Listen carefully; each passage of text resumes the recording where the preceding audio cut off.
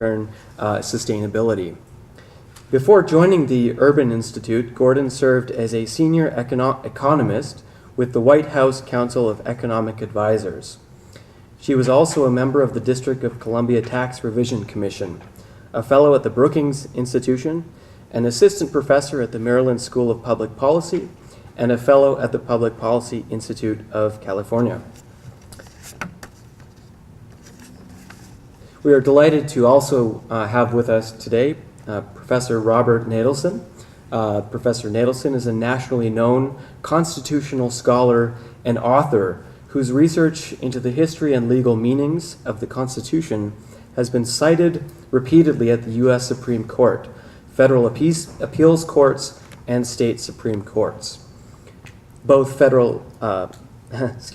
both by parties and by U.S. and state Supreme Court justices and by federal appellate judges. He is widely acknowledged to be the country's leading active scholar on the Constitution's amendment procedure and among the leaders on several other topics. We're also delighted to have Professor Troy Smith with us today on this panel. Professor Smith is Professor of Political Science at Brigham Young University, Hawaii. Currently, he is also a fellow at the Center for the Study of Federalism and the editor of Federalism in America, an encyclopedia. And I should also note that he is, or should receive the award for the best line in a bio at our conference this year. Dr. Smith loves learning and tackling challenges, whether that be teaching students about federalism, writing and reasoning, climbing cliff faces, playing classical guitar, or enticing Hawaii's fish to end up on his spear. We'll start with Professor Gordon. Thank you.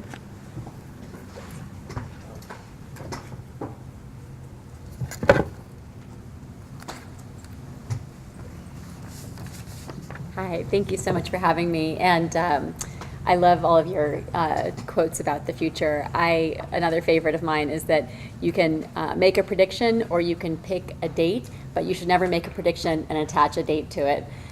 So I will make a prediction right now, which is that we will have another recession, but I'm not going to tell you when that recession is coming. Can I just move this up a bit? Sure, of course. Okay. Is that okay? Great. So since there are a lot of historians here, I thought that I would try to say something about the next recession by looking at the last one. So nothing about the Great Recession was small. The economy lost about 9 million jobs, or at one point about 772,000 jobs on a monthly basis. Household wealth tumbled by about household net worth tumbled by about 21%. Home prices tumbled by 30%, even more so in some areas, particularly in this part of the country, Nevada, Utah, California. In all, about 9 million people lost their jobs. By some indicators, is it possible? I'm so sorry. Is it possible? Yes. Okay. Is it possible also to make this bigger? I can't read what's in front of me at all. Thank you so much.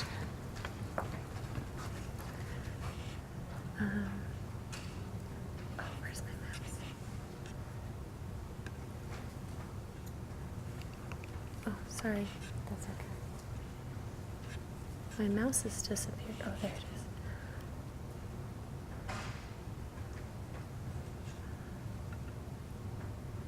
That's so much better. Thank you.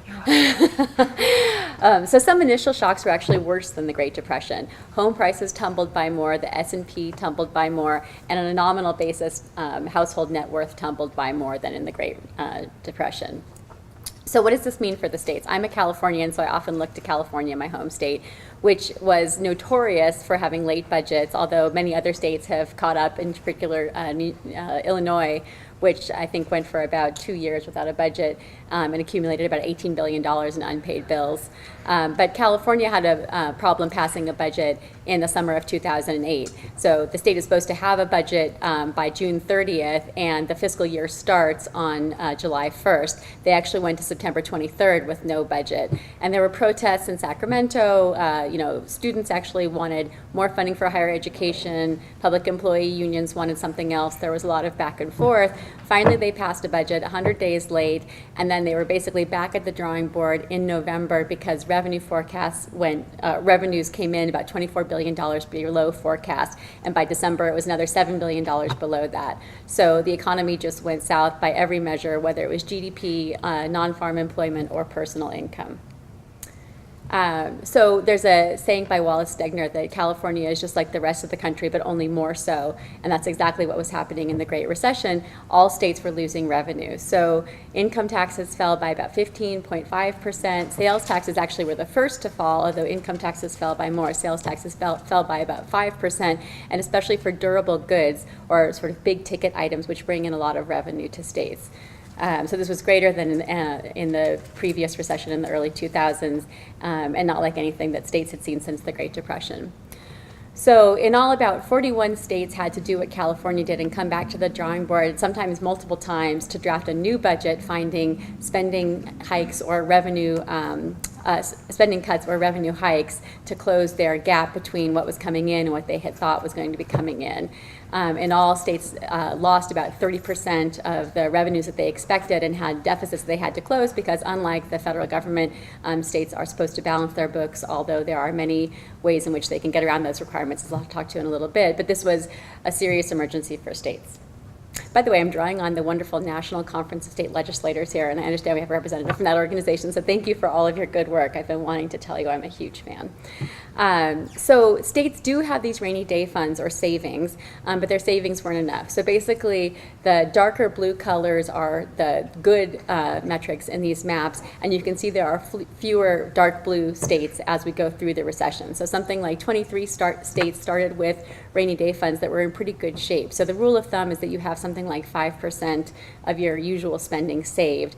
No one knows where that rule of thumb came from, but some states actually had quite a bit more saved, but nothing could have prepared them for revenue losses on the order of 30%. So by the tail end of the recession, it was more like 13 states that had rainy day funds that were in good shape. So why is this a problem? As I said, states and localities, unlike the federal government, are bound to balance their books each year. There are differences in the stringency of those requirements. So the least stringent are the ones that say at the beginning of the fiscal year, your revenues and spending have to be balanced, which is very easy to do. At the beginning of the year, I can say, my household is going to have a balanced budget this year. The real test is whether at the end of the year you're allowed to roll over your debt into the next fiscal year. So those more stringent rules prevent states from doing that. But even then, the rules apply to general fund budgets and not necessarily federal funds or special funds that are earmarked for things like transportation. And states can do things like rely on gimmicks to balance their budgets. So famously, Arizona sold its state capital and then leased it back. So it incurred this future obligation, even though it looked like on paper they had balanced their budget. I already referred to Illinois, which balanced its budget by just not paying its vendors, and that affected nonprofits that provided services to low-income communities, universities, other kinds of contractors with the states. But in principle, states have to balance their budgets, and credit rating agencies notice if they don't, and people are generally loath to lend to states who try to borrow to keep the lights on rather than building bridges and building capital investments. So states therefore have to either raise taxes or cut spending, but the problem is that those actions can work against a national economic recovery. You generally want people to have more money in their pockets to go out there and spend to combat the recession. And this has been a problem that economists have been aware of for quite a while. They call it fiscal perversity, and some people say that it actually prolonged the Great Depression as well as Japan's lost decade in the 1990s. So there were a whole host of policy responses. I'm not going to get into this too much, but there were a lot of monetary policy actions that were taken, truly a massive response. And then on the fiscal side, you have both the Bush and the Obama administrations trying to stabilize the housing, auto, and financial sectors, as well as housing markets. But the biggest and most recognizable response was the American Recovery and Reinvestment Act of 2009. This was about $800 billion. It was basically evenly distributed, a third, tax cuts, spending increases, and investments. And some of the tax cuts were things that would have been undertaken anyway, like relief from the alternative minimum tax. But this was the biggest response, and it was controversial. This is actually someone I know, GED, is Ed DeSev, who is a wonderful public servant, but was sort of mocked on Stephen Colbert, because one thing the Recovery Act did was it really tried to establish this precedent of transparency. So they had a database where you could track spending at a very micro level, what the government had said it would spend and how much it was already spending. And it turns out that there were some districts that were coding errors that were just the wrong numbers, and so this was mocked on national television. And people in polling generally found the stimulus to be unattractive, but among economists, this lower corner is a poll of economists at the Chicago Business School undertakes, and about half of economists said that they thought that it was a good thing to do. But I want to argue to you that actually one of the biggest misconceptions about the stimulus was that it was federal. One thing that people don't realize is that half of every spending dollar that came through the stimulus went through or to state and local governments. So it might have been money that eventually ended up in the pockets of people who were directly affected by the recession, people who lost their jobs, but it still was touched by people in state capitals or in city halls. And then of that amount, about half of it went directly to state governments to help balance their budgets, to prevent them from cutting services and doing things that federal policymakers thought would prolong the recession. So there's evidence that this was successful.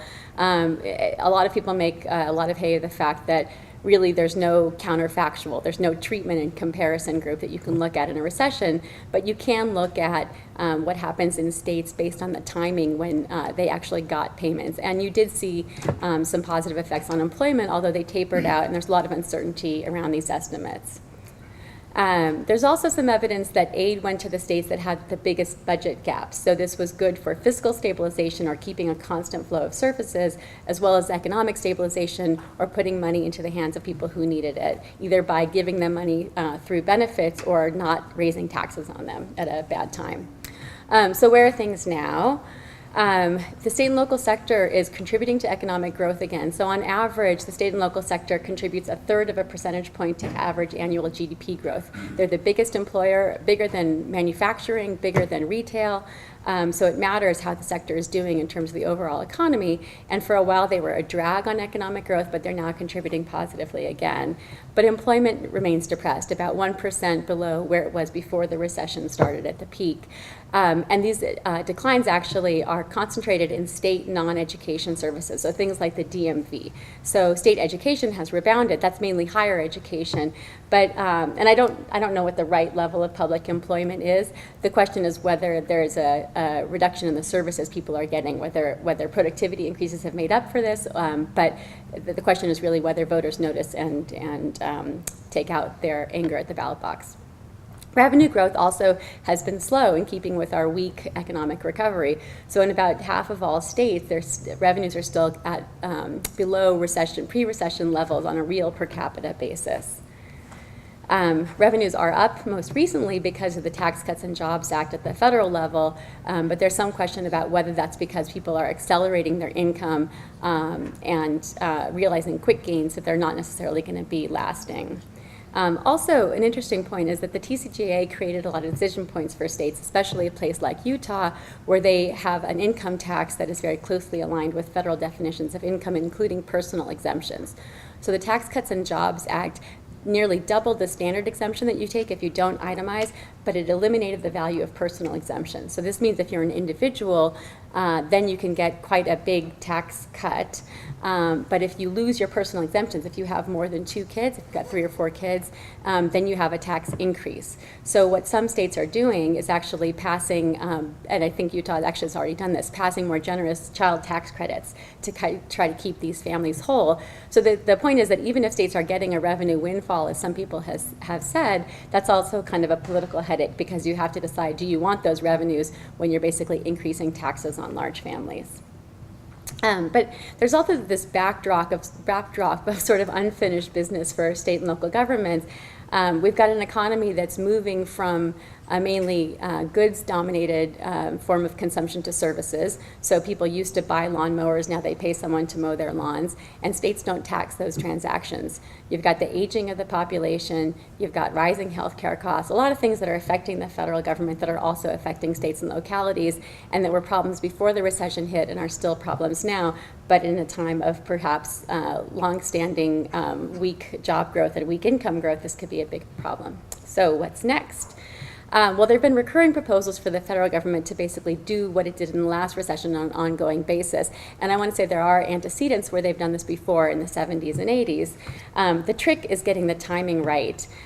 So with the response to the previous recession in 2001, aid didn't start to flow until after the recession was already over. In some cases, it just takes a long time for legislators to make decisions. In some cases, it takes a long time to cut the checks.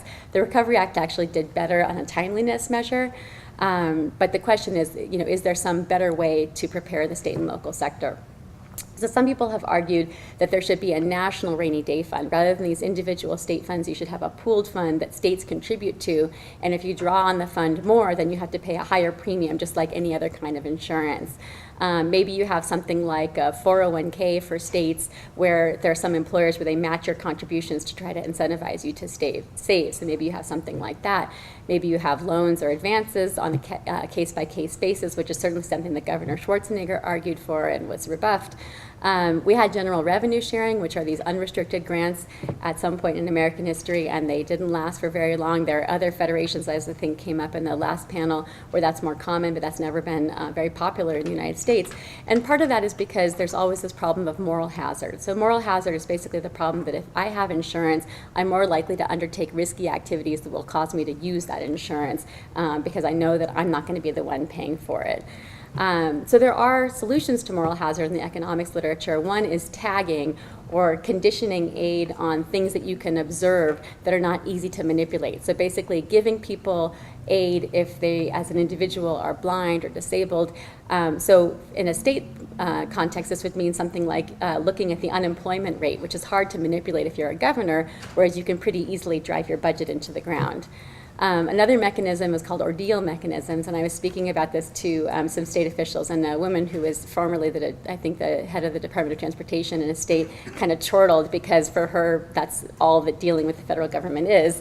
But creating a lot of reporting and paperwork, is one way to increase accountability, like that Ed DeSev example I showed you with the database, but it also means that if you're a state, you're not going to apply for aid unless you really, really need it to go through that hassle. So in some ways, the Recovery Act fulfilled those suggestions. There was an increment, a bump up in the Medicaid reimbursement rate that was tied to local economic conditions, that was tied to the unemployment rate. And then there was this extensive reporting, which was really for transparency and good government kind of stuff, but also could deter fraud and could be a way of preventing states from asking for assistance if they didn't truly need it. So going forward, there's all kinds of questions about how you'd actually set it up. What would be the trigger? What would be the unemployment rate that you look at? Is it a state level? Is it a combination of several states? Is it based on an average? Is it based on some potential value? And then how do you target funds? This is a huge problem in federalism. There's a tendency to want to take a given pot of money and spread it very thinly rather than targeting it to the places that are most in need, because basically, I was in government very briefly, but if you're going to have an event at the White House, you want to have a big event with a lot of people instead of just a few people. So how to get there from here? General revenue sharing, as I said, is a tough sell, mainly because the federal government, after going through the work of raising revenue, although it was pointed out earlier, they in some ways have a monopoly, that they have this fantastic income tax, although states have very effectively piggybacked off that income tax by using the same definitions of income, or AGI, for example. But say that the federal government does all this work raising revenue, which it can do because it's very hard to evade taxation by leaving the country, whereas if you're a city or a state, people can just go across boundaries to avoid paying taxes. So once they've done that, they are loath to actually give that money to state and local governments without knowing where it's going to go. So rather than flexible aid, you might want to use existing formulas, and like I said with Medicaid, just give a bump up in a recession based on places that are having a bad time economically. You could do the same thing with highway grants. The only problem with that is that our federal formula grants are basically broken. Money is not going to where it's supposed to go. They're often based on criteria that are out of date, like substandard housing, based on a metric that no longer applies and could actually be going to places that are very marketable, that have beautiful, exposed brick and that sort of thing, that are not necessarily places that you need federal dollars. And ideology really matters. In the Recovery Act debate, there was a case where basically Maine stood to get more money, and actually, Susan Collins voted her principles and said that she really thought that money for school aid did not belong in a federal package. So you have to sort of think about how to maintain a coalition. And so in some ways, it makes sense to have automatic stabilizers so that the federal government doesn't have to get together and decide this in the heat of a crisis, to figure out what to do now before the future arrives. But given the difficulty of targeting, given the difficulty of coming up with the right formula, we might have to settle for something like the second best, which is just a population-based measure where you just give more money on a per capita basis to states. So thank you very much. I look forward to the conversation.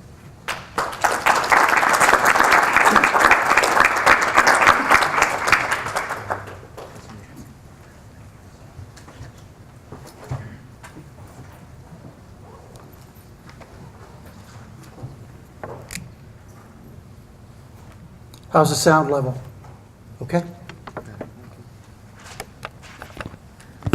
There have been several distinguished guests announced today. I'd like to announce one more. Kelly Townsend, the Majority Leader of the Arizona House of Representatives, is with us.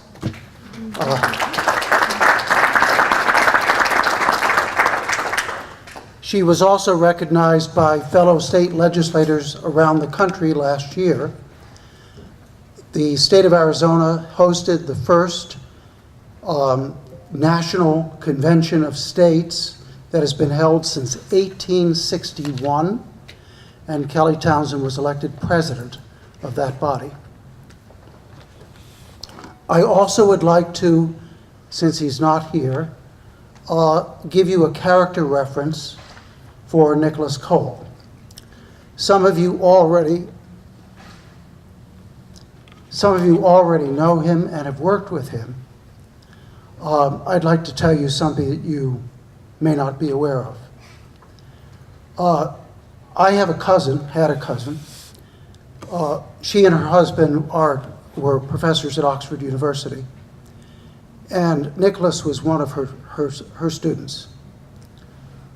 I met Nikolas in my cousin Miriam's living room in Oxford in 2005, and again in 2011.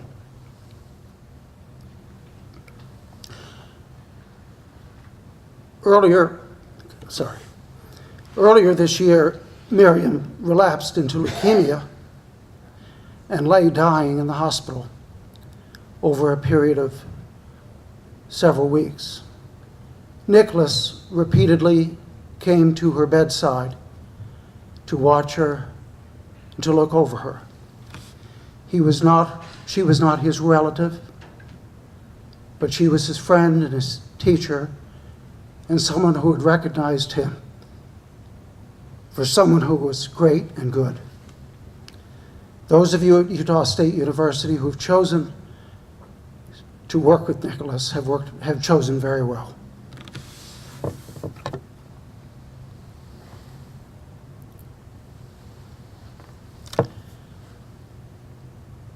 The question is what the future of federalism is. I would have to suggest to you that unless the state legislatures exercise the primary function, the primary check given them by our founders for the preservation of federalism, that the future of federalism is grim. To introduce this, I want to mention a case that some of you may have heard of. It's a U.S. Supreme Court case that just came down in May called Murphy versus NCAA, National Collegiate Athletic Association.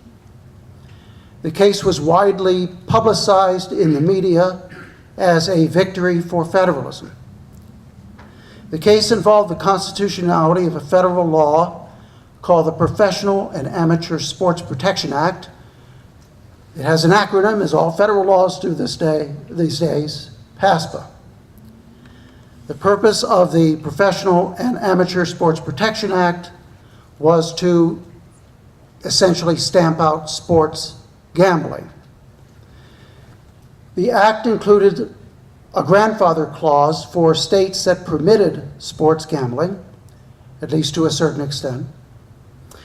But it also had a provision which stated that no state may authorize sports gambling in the future. That is to say, Congress decreed that no state legislature may pass a law loosening its regulations on sports gambling. The question before the U.S. Supreme Court was whether this particular provision violated a doctrine of the court that you heard about this morning called the anti-commandeering doctrine. Did an order from Congress telling a state legislature that it could not pass a particular law violate the federal system as enshrined in the Constitution? The answer, in a 7-2 opinion given by Justice Alito, was that the Professional and Amateur Sports Protection Act was unconstitutional, that it did violate the anti-commandeering doctrine. And so that was the basis of many people reaching the conclusion that this was a huge victory for federalism. In the course of the majority opinion, Justice Alito included the following sentence, which we lawyers call dicta. That is to say, it was not required by the dispute before him. The dictum was, quote, Congress can regulate sports gambling directly if it elects not to do, but if it elects not to do so, each state is free to act on its own. Congress can regulate sports gambling directly, but if it elects not to do so, each state is free to act on its own. In the two-person dissent, Justice Ginsburg did not really quarrel with the conclusion that the anti-commandeering doctrine had been violated. But she included the gratuitous comment, nor is there any doubt that Congress has power to regulate gambling on a nationwide basis. There was only one justice who objected at all, and did so only weakly, to this statement about the power of Congress to regulate gambling on a national basis. And that, it may not surprise you to know, is Justice Thomas. But 8 members of the court, essentially without the requirement of the state of the case before them, opined that Congress could regulate gambling on a national basis.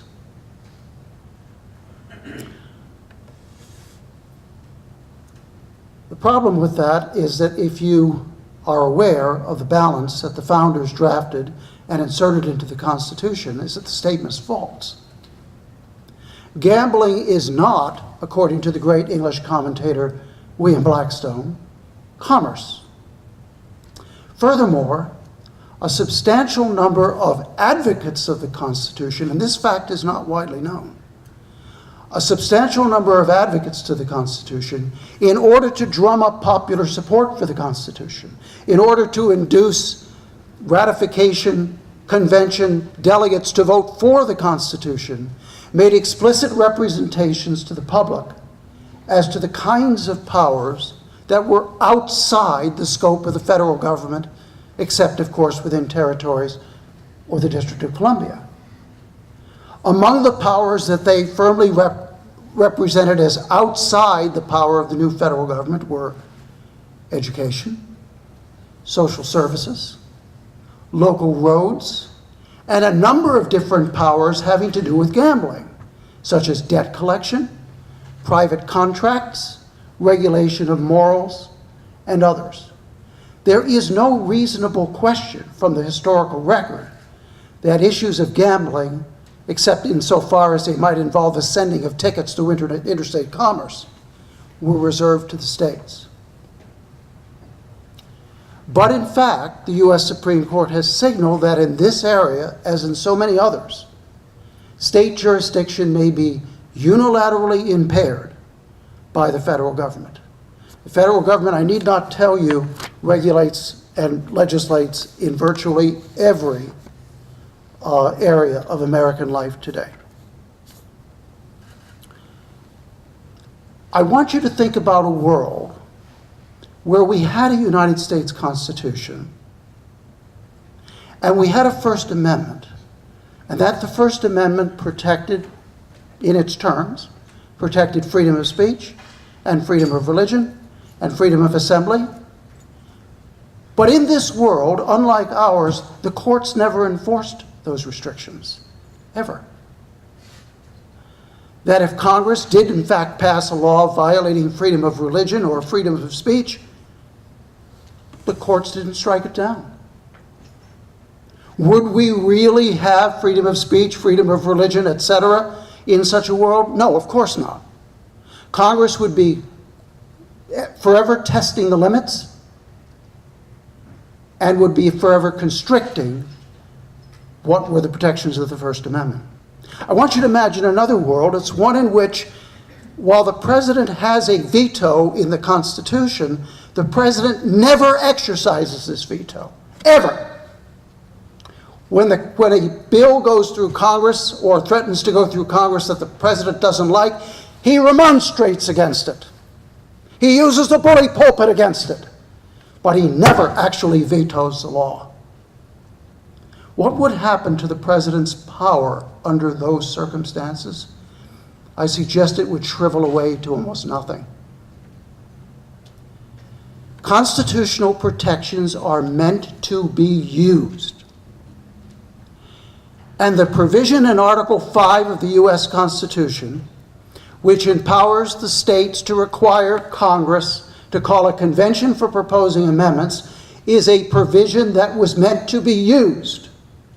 And moreover, not just used, it was a provision that was meant to serve as a primary buttress of federalism. And so I ask you to imagine a world in which that provision was never used. What would the federal-state balance look like? No, we are in that world, aren't we? And it goes a long way to explaining why the federal government has gotten so big and the states have gotten so relatively helpless. At this particular conference, the Federalist Papers have been quoted a number of times. I would be the last to minimize the influence of the Federalist Papers or the importance of the Federalist Papers. They were enormously important and remain enormously important. But the fact is that they're not the only thing that was written during the founding era, and they're not the only representations, they're not the only explanations of meaning that were issued by advocates of the Constitution and opponents of the Constitution during the founding era. If you've ever read the Federalist Papers, unless you're like me and you get off on reading 18th century English, you will discover they're difficult. They're really difficult. And the usual explanation for that was, well, they knew how to read back in those days. No, actually, the founding generation folks had a lot of trouble with them too. They were mocked as dry and inscrutable. And so there were other advocates for the Constitution that wrote material that was more accessible, that was easier to understand. And there was one gentleman in particular whose writings were at least as influential with the general public as the Federalist Papers, and his name was Tench Coxe. Tench Coxe was a friend of Alexander Hamilton. He was our first Assistant Secretary of the Treasury. He was a member of the Confederation Congress, and he was a prolific and tireless advocate for adoption of the U.S. Constitution. One of the arguments against the U.S. Constitution was that once we get it, we can never change it.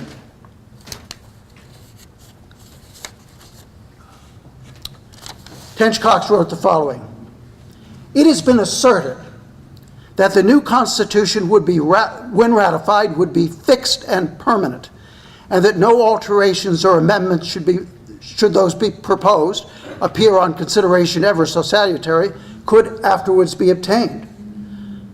It is provided in the clearest words that Congress shall be obliged to call a convention on the application of 2/3 of the legislatures, and all amendments proposed by such convention are to be valid when approved by the conventions of the legislatures of 3/4 of the states. It must therefore be evident to every candid man that 2/3 of the states can always procure a general convention, that means a national convention, for the purpose of amending the Constitution, and that 3/4 of them can introduce those amendments into the Constitution, although the President, Senate, and Federal House of Representatives should be unanimously opposed to each and all of them. Congress therefore cannot hold any power which 3/4 of the state shall not approve on experience.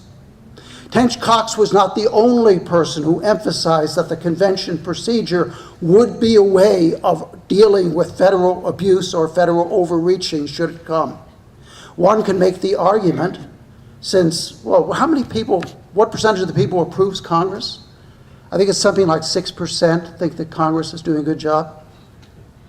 I actually never met any of these 6%. They say they're out there, right? The view among the founders was if Congress became dysfunctional or abusive, it was this process which would be used. In another point, and for those of you interested in action at the state level, I want you to consider this carefully. This is Tench Coxe again speaking. Before we dismiss this point, it will be necessary to attend very particularly to one more fact relating to it. The sovereign power of altering and amending the Constitution or supreme law of the American Confederacy does not lie with this federal legislature. That power, which is truly and evidently the real point of sovereignty, is vested in the several legislatures and conventions of the states, chosen by the people respectively within them. The federal government cannot alter the Constitution. The people at large, by their own agency, cannot alter the Constitution. But the representative bodies of the states, that is, their legislatures and conventions only, can execute these acts of sovereign power. From the foregoing circumstances results another reflection equally satisfactory and important, which is that as the federal legislature cannot effect dangerous alterations which they might desire, so they cannot prevent such wholesome alterations and amendments as are now desired, or which experience may hereafter suggest. Let us suppose any one or more alterations to be in contemplation by the people at large or the state legislatures. If 2/3 of those legislatures require it, Congress must call a general convention, even though they dislike the proposed amendments. And if 3/4 of the state legislatures or conventions approve such proposed amendments, they become an actual and binding part of the Constitution without any possible interference of Congress. If then, contrary to the opinion of the 8 adopting states, the federal government should prove dangerous, it seems the members of the Confederacy will have a full and uncontrollable power to alter its nature and render it completely safe and useful. 2/3 of the states, 3/4 of the states have that power. They've always had that power. If you complain about what has happened to the federal-state balance, it is because they have never used that power. Let me just finish by mentioning one or two other things that might be on your mind. When Representative Townsend chaired the Phoenix Convention of 2017, she was not in an unprecedented position. She was the president of a long history of interstate conventions. We have not had a convention specifically for proposing amendments under Article 5 of the Constitution. But we have had, on a recurring basis in our country, conventions of states and colonies dating back over 300 years. A convention of states, of course, proposed the U.S. Constitution. A convention of states proposed the Constitutional Convention, the one meeting in Annapolis in 1786. Conventions of states during the Revolutionary era dealt with issues of defense, inflation, trade, and other subjects. In 1814, a convention of New England states met to propose amendments to the Constitution. In 1861, a general convention of states met to try to stave off the Civil War. In 1889, another convention of states met to deal with monopolistic practices in the meatpacking industry. In 1922, a convention of states to which this state was a party, and the great state of Arizona was a party, met to negotiate successfully under the chairmanship of Herbert Hoover, the Colorado River Compact. A convention of states to which this state was a party subsequently negotiated the Upper Colorado River Compact. There is a long and honorable history of states meeting together in their sovereign capacities to solve common problems. Some have been successful, some have been less than successful, none have run away, but all of them have been an important part of our American constitutional system. Let's make them an even more important part of our American constitutional system. Thank you.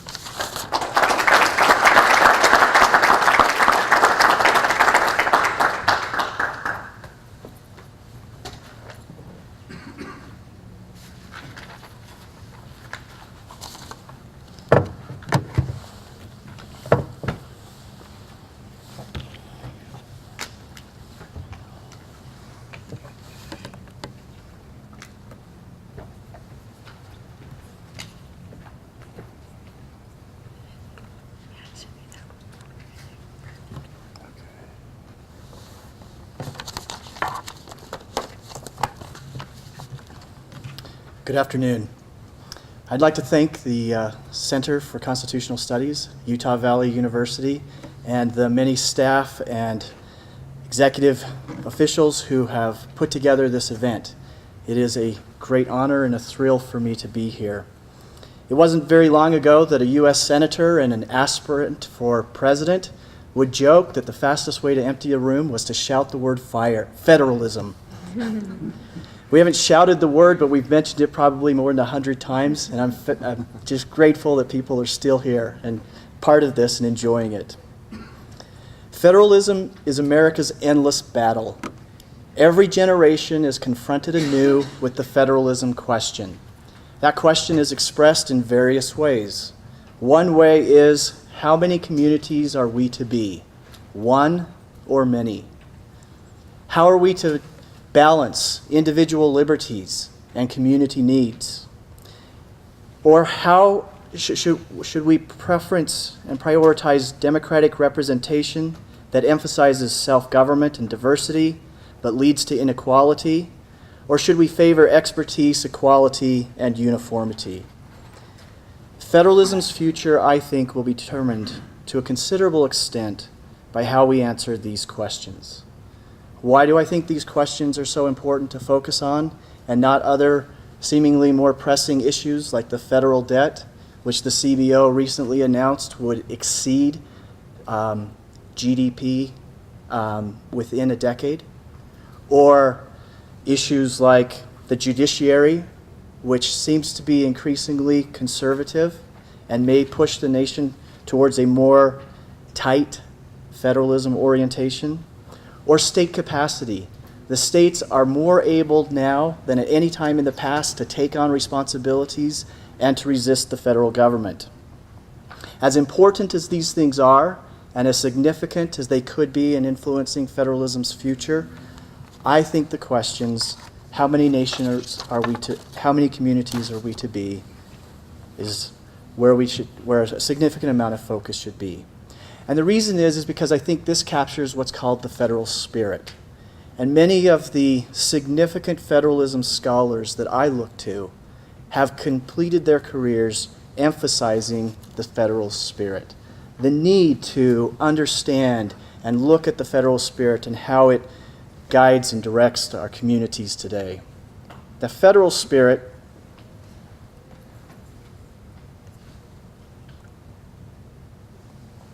To understand this, we have to understand that federalism is, in many ways, a sociological construct.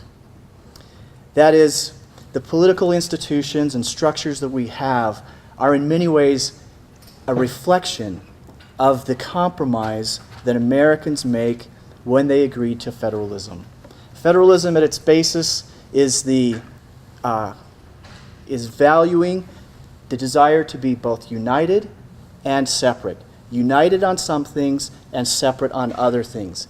And it's wanting to retain that balance, wanting to retain both of those elements that is what preserves federalism and what guides and directs how we understand and how we animate our institutions and our structures.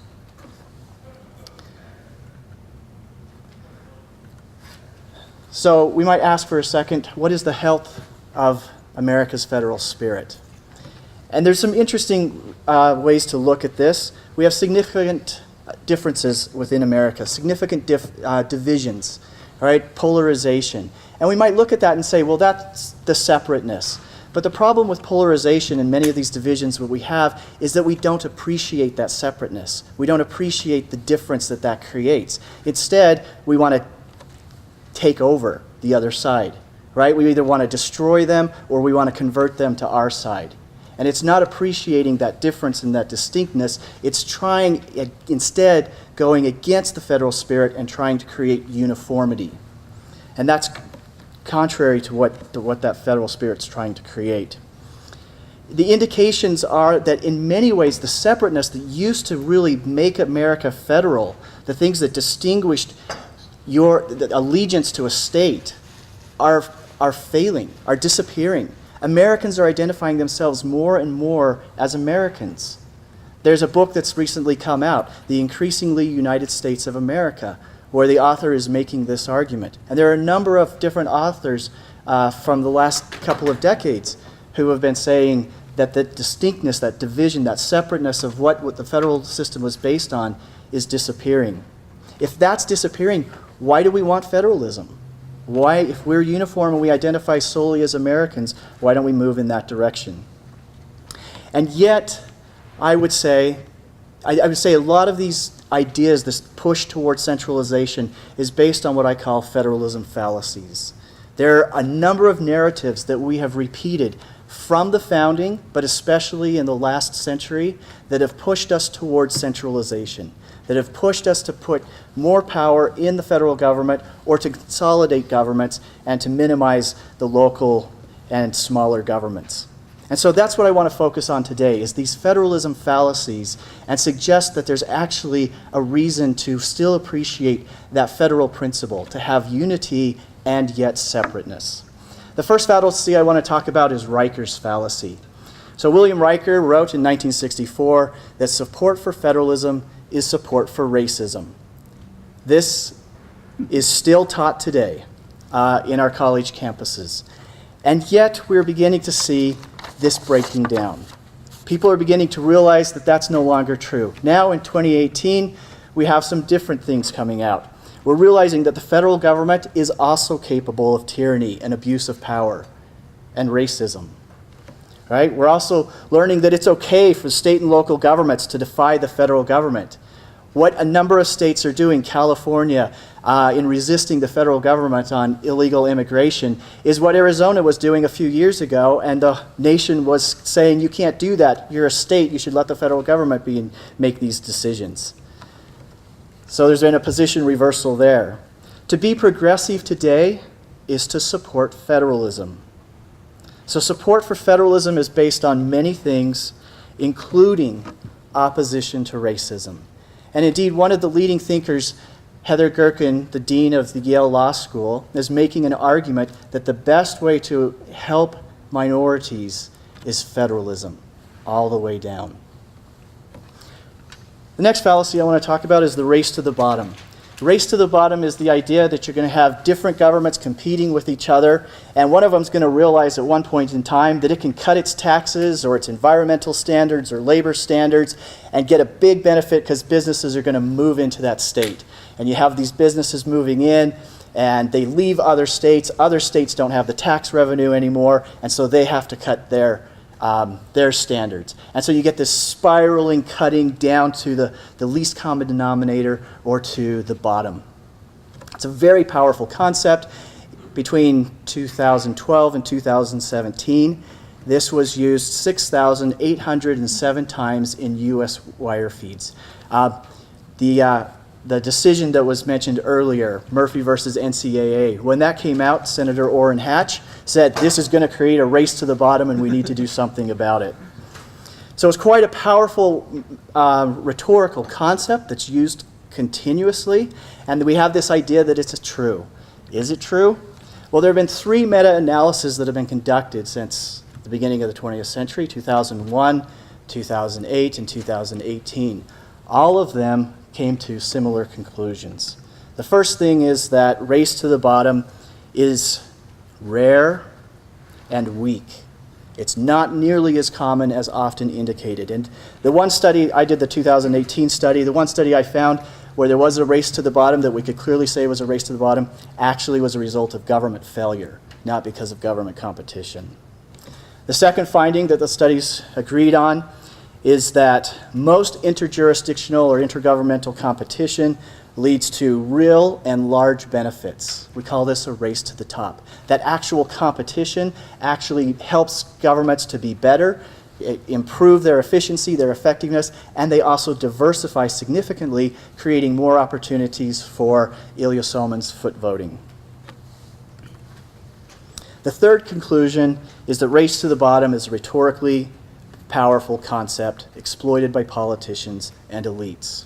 Now, I need to qualify something here. You will find scholars who claim that they have found race to the bottom.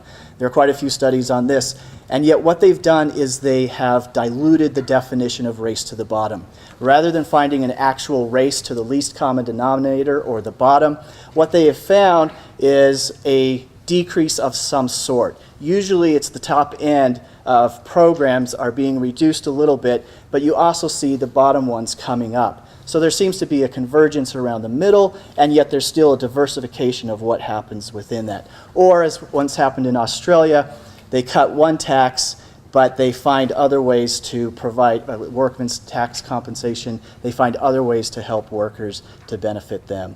So there are professors who are claiming that it's happening, but it's a diluted definition. Where we actually look at race to the bottom as the concept is understood, we don't see it happening. So interjurisdictional competition is not the problem that we thought it was. It actually is a great benefit. Another federalism fallacy is the political safeguards of federalism fallacies. Now, this is the idea that the Supreme Court endorsed after Garcia versus San Antonio in 1985, in which they said, we don't need to make these decisions anymore. It's been tough, trying to find that boundary between state and national governments. We're going to turn it over to the political process. And there's ample opportunities and protections, safeguards within the political process for the states to defend themselves. One of the claims was that the state governments would get together, they would work together and oppose a tyrannical, usurpative federal government. And that actually comes from the Federalist Papers, the foundings of the ways that we thought that Hamilton and Madison helped us to think about this. But this is a classic collective action problem. The states don't actually get together that often. The last time they really did it strongly was the Unfunded Mandates Reform Act, where they had a collective reason to get together, but oftentimes states benefit from the federal government being more active and more engaged. And what happens is, rather than the states all coming together, it's usually the most powerful states, the states that have a congressperson that's well placed to influence the legislation. They know that they've got a powerful person, and so they use that person to get what they want, rather than to work with the states collectively to protect state interest. Just recently, the Affordable Care Act, right? The Republicans had promised that they would kill it. It didn't. They weren't able to, and part of the reason was because Republican governors in a few states benefited from the Affordable Care Act, and they communicated with their legislators, we don't want this dead. And so the Republicans weren't able to build enough support in order to repeal the Affordable Care Act. So there's a collective action with the state legislators, or the state governments not getting together to make it happen. The second policy that's often argued is that the state representatives who get elected to the federal government are going to actually be more engaged in protecting state interest. Right? They've had experience in state. They've seen the federal government telling them what to do. They're going to resist. And there have been a number of studies that looked at this. I looked at it a number of years ago, and a colleague of mine just picked it up recently. We were at a couple conferences together. She was presenting, and I was like, what'd you find? I didn't find any evidence of it. And I'm like, thank you. I didn't find any evidence either. And we can't publish it because these sorts of things aren't, when you have negative results, it's oftentimes not publishable.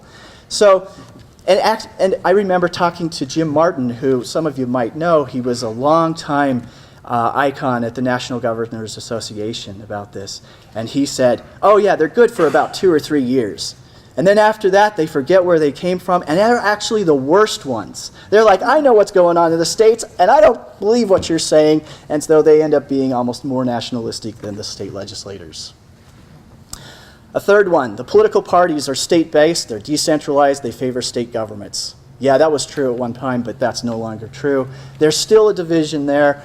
Campaign finance reform actually creates a bigger division, but that prevents the local politicians, state and local politicians, from communicating with the state officials, being on the campaign trail together, so they don't have that sort of interaction. But really, most of the political party dominance comes from the top down. The state parties don't have a lot of say in that, despite the fact that they once did. Federalism is too important to leave just to the states because of the collective action problem. I can't claim credit for that line. That's from somebody else, but I think it was an Arizona legislator who said that. All right, the last fallacy I want to talk about is the idea that elites and experts know best. Now, I'm not a hypocrite, right? Being here as an expert, I'm not saying that all experts are bad, but I am saying that to a certain extent, I think we have oversold and overpromised what elites can do. Right? And this is part of the centralization idea that let's get the experts collected together at the federal level. And we see this argument actually in Federalist Paper number 3, number 10, number 17, number 27, and I could go on and on with a number of others. There's a couple of problems with this. The first problem is democracy's paradox of authority. That is, as we make authorities and we give them more power, we diminish democracy. We let the authorities make the decisions, and the democracy can no longer participate and shape that. And so this is a significant problem within the system. It's built into sovereignty. Hobbes said that the people must surrender their judgment, right? We want an alienation of the public. The problem with this is that when we give in too much to authorities and we don't allow that discourse to happen, we find an atrophy of the institutions of popular control. This harms the institutions. This harms expertise. Another problem with this is an exaggerated faith in intelligence. Now, I take that line from David Brooks in one of his columns in the New York Times. But in many ways, we have placed way too much faith in intelligence to solve our political problems. Philip Tetlock wrote a famous book called Expert Political Judgment, in which he found that pundits are more often wrong than they are right.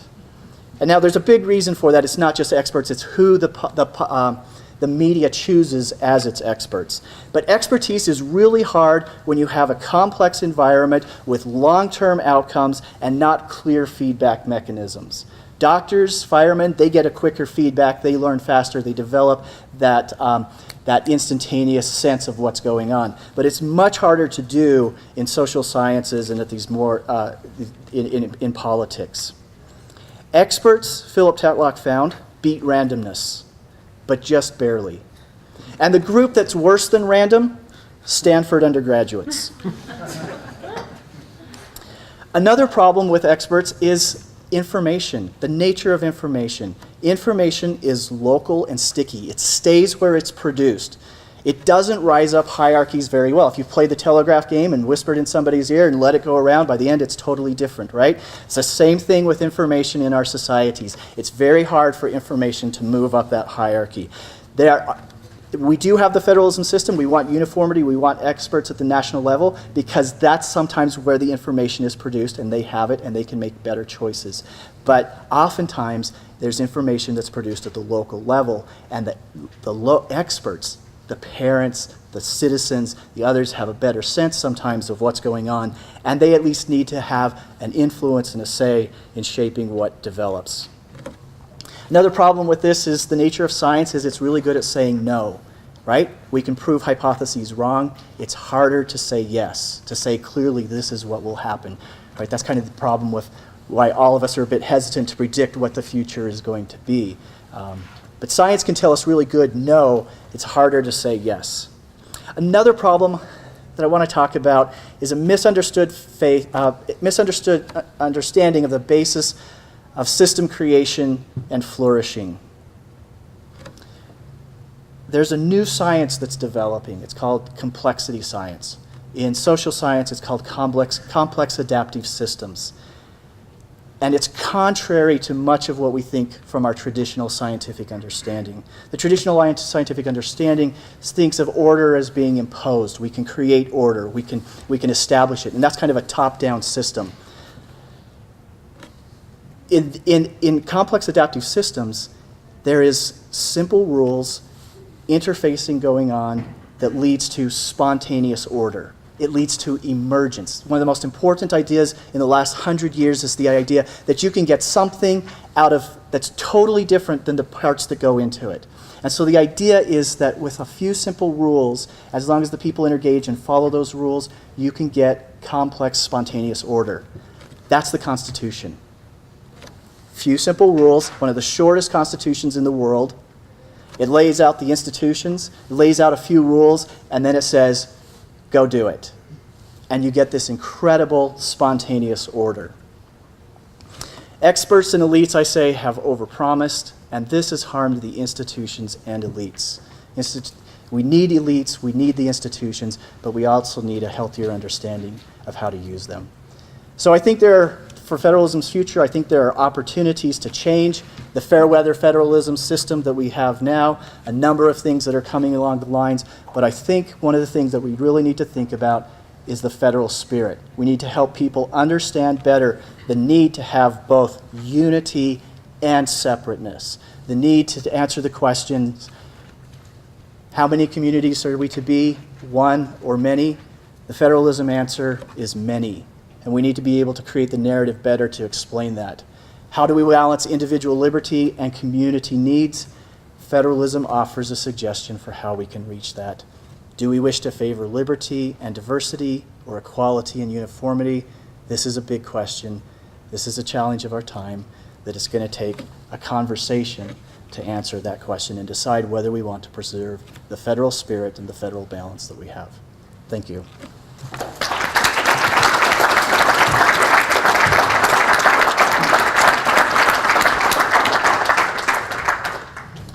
First, thank you very much to our panelists. I would like to leave as much time as possible for a Q&A. And so at this point, I would like to invite members from the audience to ask questions. Yes, sir. First of all, You do have a mic. If we could just wait for the mic, it's coming around. Thank you. testing that works good. Question on Article 5 for Professor Nadelson. Yes. I think most of us would agree that federalism is out of balance. So we have a problem that needs to be fixed. We disagree on the remedy. Some say do nothing. Some say continue to try other things. This Convention of States has never been tried. And one of the barriers, one of the difficulties is getting up to the number of 34 states adopting petitions to call for a convention. You know that I sponsored a Convention of States resolution here in Utah, passed the state, failed closely in the Senate. I think we've got, 12 or 13 states, Kelly? 12 states now on the Convention of States, and that maybe that's, I'm wondering what we can do to get this up to 34 states. Is it the way we count? Will we ever get 34 states to agree on an identical petition? Or an identical resolution?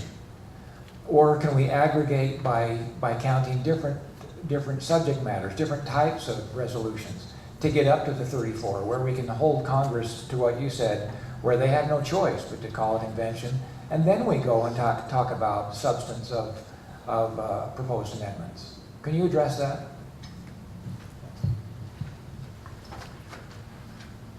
Just to clarify for those who may not be aware, what the Constitution says is that any amendment to be effective must be ratified by 3/4 of the states. But before an amendment can be ratified, it first has to be proposed. And there are two ways of proposing an amendment. One is for each House of Congress to vote by a 2/3 vote to propose an amendment. And the other is for 34 states, 2/3 of the states, to send resolutions called applications to Congress demanding a convention for proposing amendments. This convention then meets and proposes amendments which the states may or may not ratify.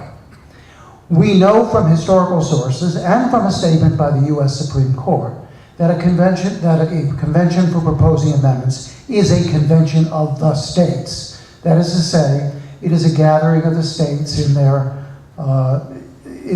individual capacities.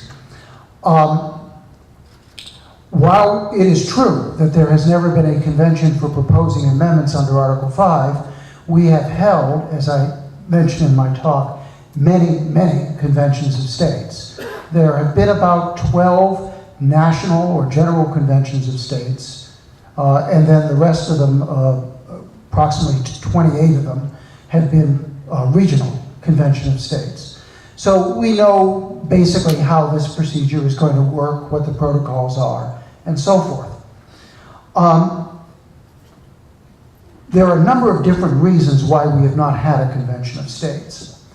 One reason is that several threatened convention of states turned out not to be necessary. When the Constitution was ratified, it was ratified through a deal in which advocates of the Constitution said, look, if you ratify it, we will propose a Bill of Rights. The Constitution would not have ever been ratified if not for the promise by its sponsors to sponsor a Bill of Rights. Two states, Virginia and New York, then applied for a convention for proposing amendments to propose a Bill of Rights. James Madison was able to hold this threat of a convention over the head of the first Congress and say, if you guys don't pass a Bill of Rights, the states will meet in convention and do it for you. And so ultimately, because Congress did propose a Bill of Rights, a convention was not necessary. At the end of the 19th century, there was overwhelming support for direct election of U.S. senators.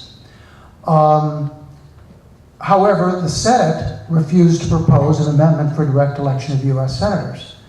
And over a period of 14 years, the states gathered together applications until they had, well, there were 48 states in 1912, 1913, so they needed 32 applications. They got 30 or 31 applications, and they were about to hold a convention, and then boom, the Senate caved and reported the 17th Amendment. The same thing happened in the late 40s and early 50s. The states started a convention campaign for a constitutional amendment to limit the president to 2 terms. After 5 states had passed such an application, again, Congress said, okay, went ahead and proposed its own amendment. So one reason we've not had a convention is simply because in some cases it hasn't been necessary.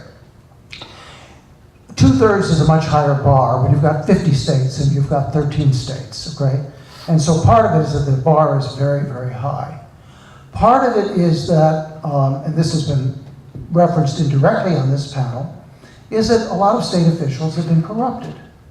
You know, a lot of state officials are cognizant that they get a large part of their budget from the federal government, and they're afraid that they'll lose that. For example, a number of advocates went into Wyoming a few years ago, asked Wyoming to pass a balanced budget amendment application. Wyoming is a real conservative state. You know, surely they pass a balanced budget amendment. No, Wyoming did not want a federal balanced budget amendment unless they could be assured that they were going to get all their PILT money, their payment in lieu of taxes money, and that in no way would their financial position be compromised by a federal balanced budget amendment. So someone proposed a resolution for a federal convention on a balanced budget amendment, which was so convoluted that it would never match any other state, and you would never have a convention.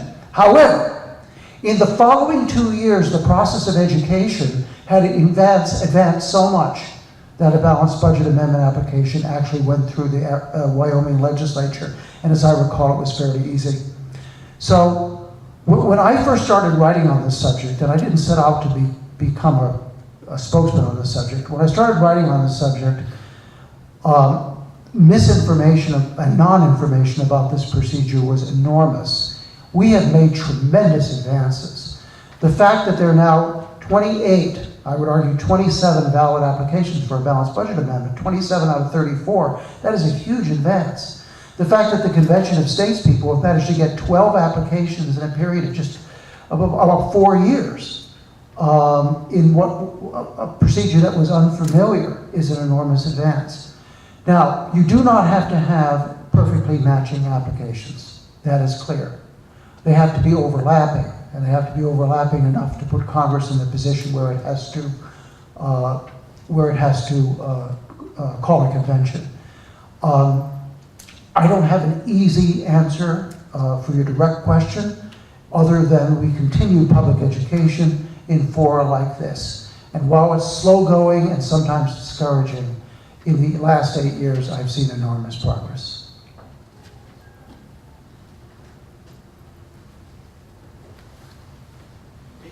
Sure.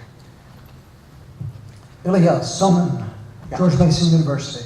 Yes, so there are many questions that you attempt to ask all three of the presenters, but in the interest of conserving time, I'll just pose a question to Rob Nadelson in that in hearing your presentation was very insightful. I'm nonetheless in some ways more confused than I was before in that it's not entirely clear to me what it is you think this system should be accomplishing that by the Convention of the States it isn't accomplishing already, in that, as you mentioned, the big problem here is that it's extremely difficult to get the 2/3 of the states. It's even more difficult to get something that 3/4 will ultimately ratify.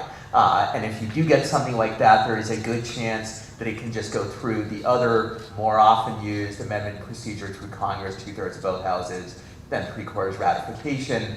Maybe what you want is for this system to be occasionally used, as you said in the past, there has been to pressure Congress to do things, but it seems like that has already happened historically, and if there was some amendment on which there was that kind of broad degree of agreement today, then it could happen again, but we're in a deeply polarized society right now, as we've all seen even today with the Kavanaugh situation, many other things are going on. So is your problem really that people don't realize the great potential virtues of the Convention of the States, or is your problem simply that we're in an era where there isn't enough consensus to pass a significant constitutional amendment, which at the back end could be ratified by 3/4 of the states? Perhaps there isn't even enough to get one where 34 states would call for a convention, but it certainly seems like there isn't enough to get the other one. So I guess my question is, I think it's hard to deny this method is out there, it can be used, it was meant to be used. The question is, what is it that you think it can accomplish that isn't already being accomplished? It's a very perceptive question. Let me try to unpack it here.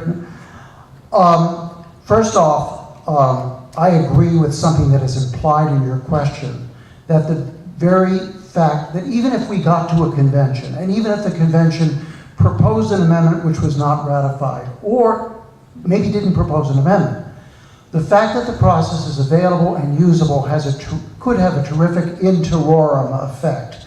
Interiorum is a legal term that we use to mean it can terrify people. The people in particular I'm interested in terrifying are Congress. So it is the mere fact that it becomes a usable procedure is likely to have a chastening effect on Congress. As you know from your history, Elliot, there have been a number of instances where the courts or Congress have done foolish things and they've been overturned by constitutional amendment. And some or all of those amendments are still in effect today. Think back to the 11th Amendment. The Supreme Court arguably overshot its jurisdiction a bit. The country rose in revolt. They passed the 11th Amendment and it continues in effect today. So amendments do have a historical power. I think the existence of the process has a certain power. As to the other question, I think we are at a position similar to the position of direct election, in that we do have some issues in which the overwhelming number of people do agree. There has been supermajority support, and has been for decades, for imposing term limits on Congress. I would guess that there is supermajority support for imposing term limits on the Supreme Court. That is to say, one long term for Supreme Court justices. We have also had a position for at least 40 years where there has been supermajority support for some kind of balanced budget amendment. And by the nature of supermajority support, that means it cuts across the red-blue divide.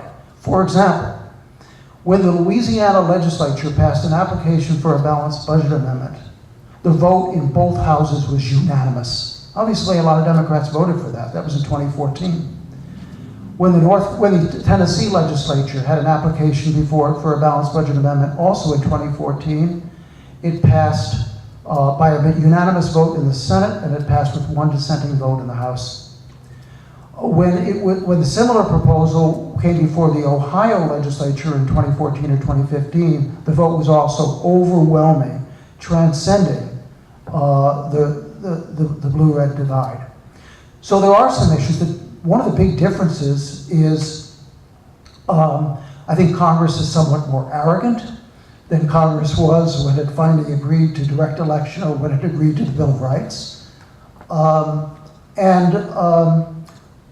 I think that the opposition tends to have better access to the media. The so-called runaway story that some of you are aware of, the story that the Constitutional Convention ran away and exceeded its mission, which by the way is historically inaccurate, and that therefore any future convention would run away. I mean, we've had, as I mentioned, over 40 conventions, and they stay within their authority.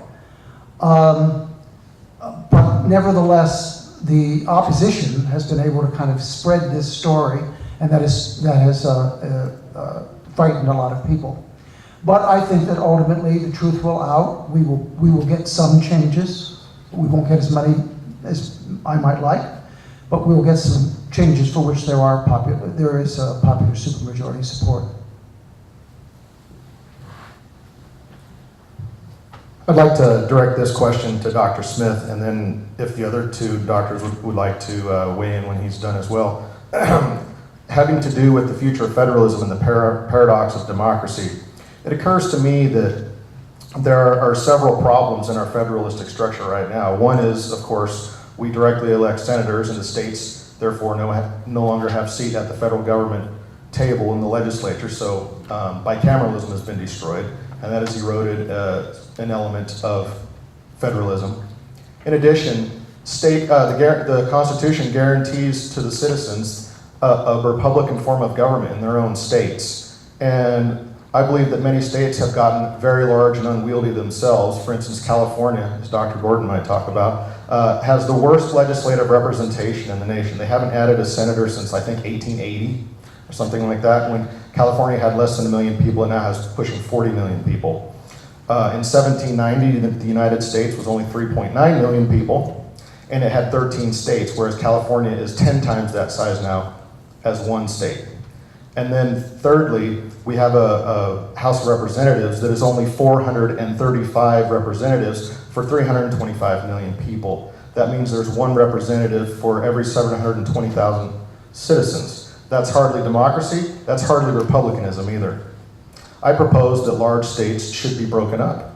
And furthermore, I propose that the House of Representatives should be increased so that we can get true representation, and that we should reinstate senators back under the control of their state legislatures. That's my three-part solution to restoring federalism in full. I'd like you to comment on those three solutions and possibly anything else that you might think is germane.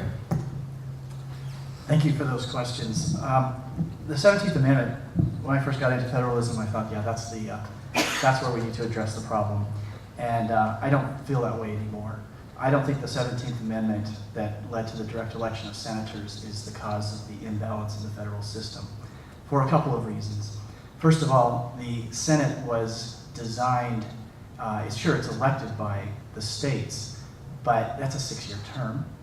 The salary is paid by the federal government, and they vote individually rather than en bloc, as they did under the Articles of Confederation, where each state got 1 vote.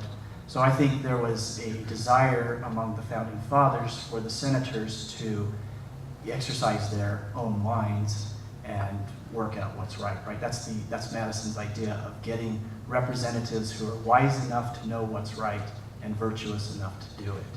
There have been a number of studies that have tried to show the 17th Amendment was the cause for a lot of these problems, and none of them have been, that I'm aware of, have been able to show that this imbalance has actually come from that source. The only one that was kind of interesting was an article called Ulysses at the Mass, which assumes that the state legislatures would vote according to their party, and how would the party composition of Congress be different under that scenario, that counterfactual, than as it actually was. And it turns out that a number of the Senates after the 17th Amendment was adopted in 1913 would have been reversed, Republican control or Democratic control, other than it was, and it'd be hard to say what goes from there. So I used to think the 17th Amendment was a real important thing, but I'm no longer convinced that that's the way to go.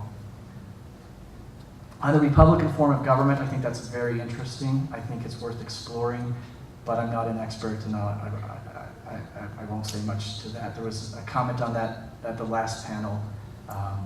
I think it's something I hope the Supreme Court and others look at, but I don't know how to do it. Regarding the House of Representatives, yeah, it's 435 people.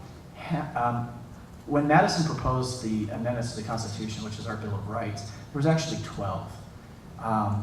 And the first one of those, the 2 that we rejected, right, is now our 27th Amendment, which requires an election to take place before Congress can get a pay raise.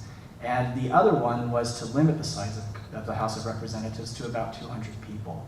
And Madison actually talks about the reason for that in the Federalist Papers. I forget which one it was, but he says that the quality of legislation increases to a certain, as you increase the number of people in the group to a certain point, and after that point, the quality decreases. I mean, think about it right now, 435 members of Congress, give them all 3 minutes to speak. 3 minutes, they can't say anything really of substance, but do you want to sit through that? No, I wouldn't, right? And so I'm not sure that increasing the size of the House of Representatives would make it a better qualitative representative institution. I would go along with the argument that if that's your goal, you want more democracy, more Republican form of government, then federalism all the way down. Push it down to the lower, below the states, to the communities.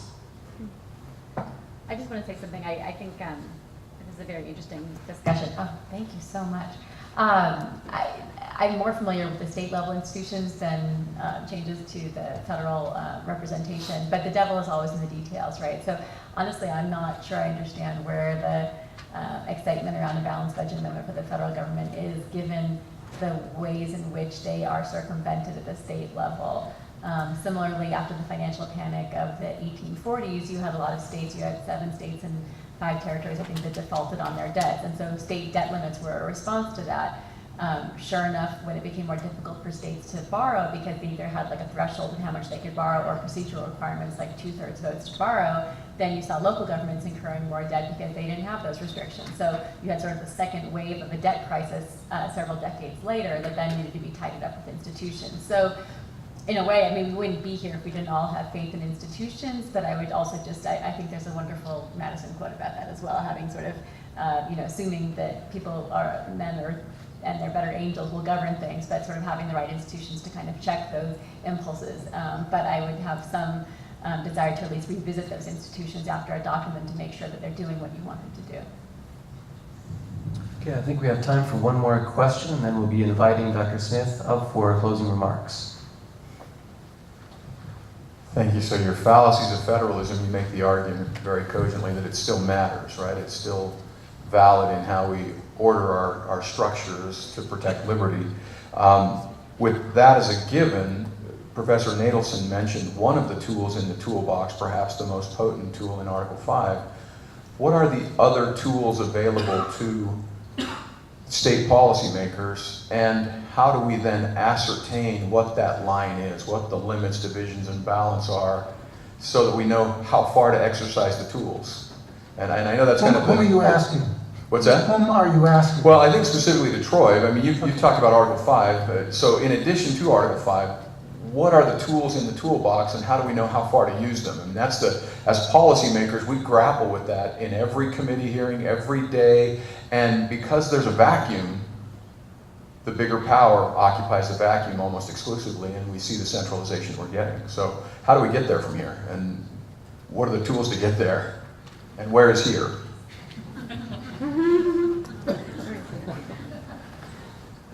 I think if you put 5 federalism scholars in a room, you'll get 7 different definitions of what federalism is. At least 7. And the answer to that question depends on your understanding of federalism and what you expect it to be and how you expect it to work. States have a number of tools that are available to them, and they have advantages and disadvantages. Today, increasingly, the tool that the states have and that the states use is in implementation, right? The federal government directs an enormous amount of policy.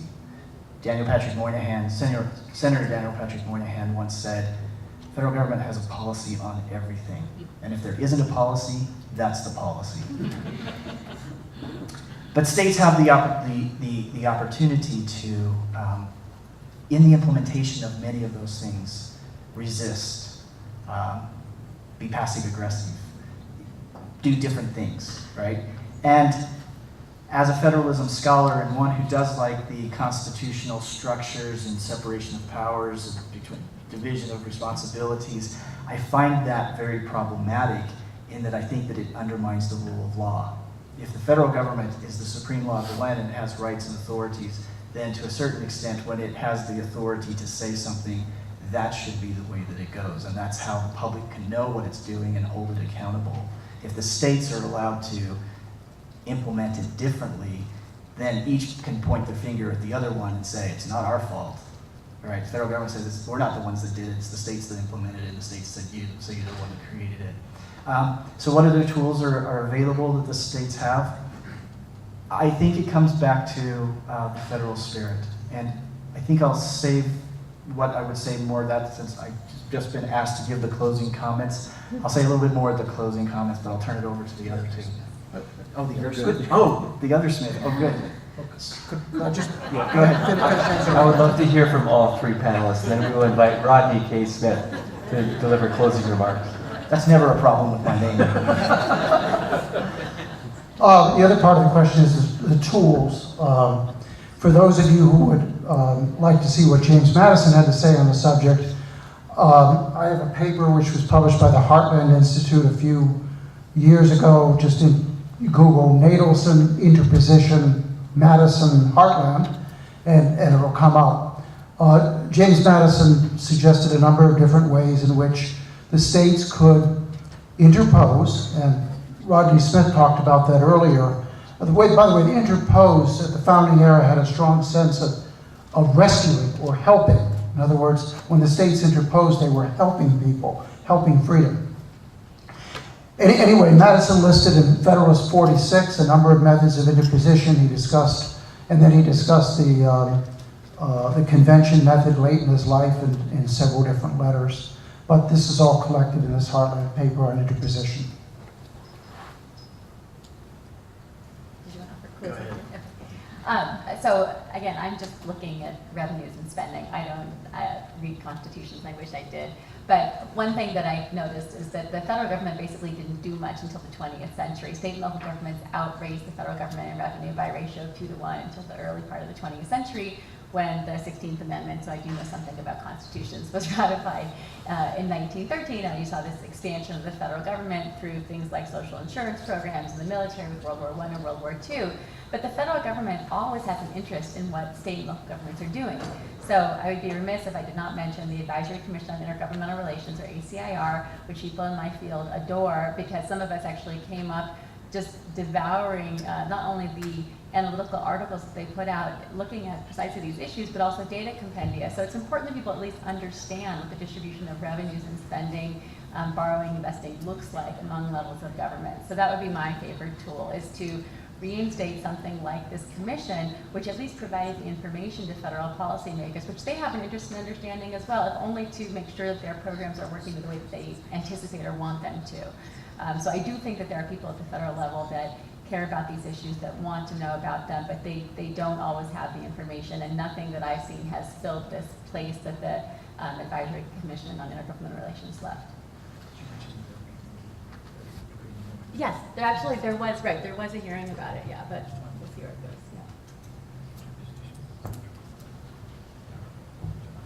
yeah. Okay, at this point, I would like to invite Director Smith to deliver closing remarks.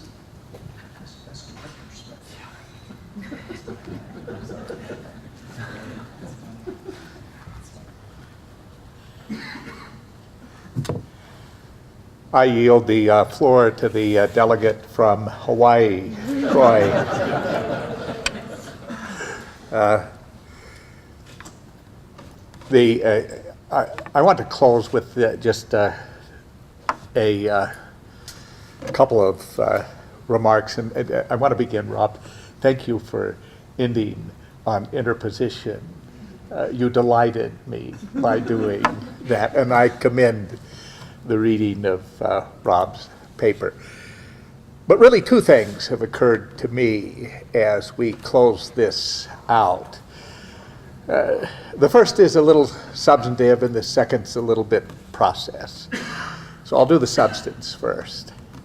My grandchildren love it when we gather, and they can't quite figure out what Grandpa does. You're not a fireman, Grandpa. You're not even a lawyer like you once were, so what is it you really do? And one of the answers I gave to them is I've been spending most of my lifetime trying to figure out what 16 words in the First Amendment means.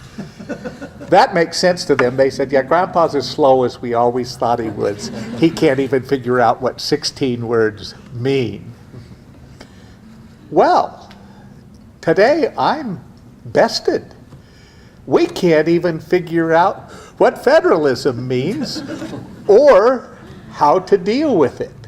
So I would say this, and I commend tomorrow's meeting. We are going to try to do some rolling up of our sleeves tomorrow and to think about the very question Ken persists, thank goodness, in asking. So now what? And so I think the now what matters. And I also think the idea of, I can't help but make another case for sort of the interposition. We do need more information. We need to be able to make a stronger case. And we need to be able to track matters.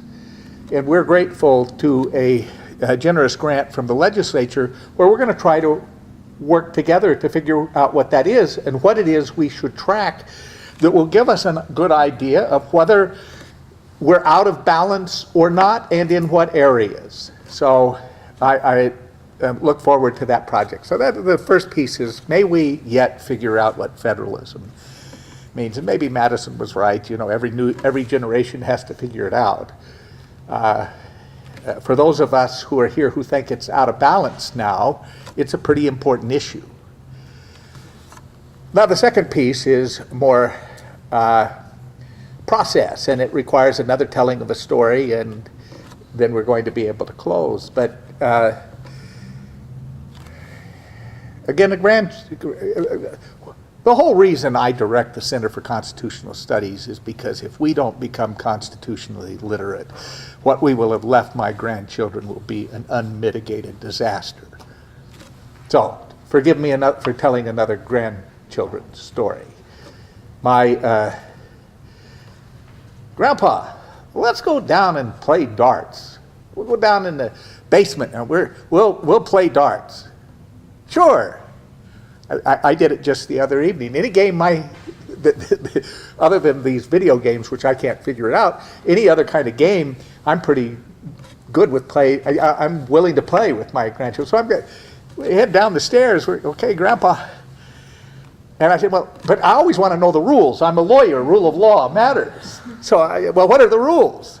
Oh, Grandpa, they're simple. They're simple. I stand over here, and you stand over there. Well, I got that. And I throw the dart at this board, and when I throw it, you exclaim, wonderful, wonderful, wonderful. That's your job. So that's really what I close with. I want to thank Scott, Paul. I want to thank everyone in the center. I want to thank the commission. And I want to thank everyone present, and most particularly those who've traveled some distance to be with us.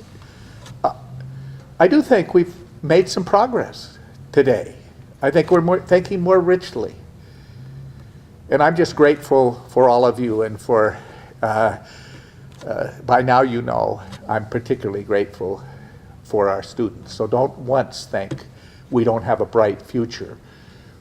Let us not forget, in whatever we do, this is a good interposition argument, that persuading that generation really, really matters.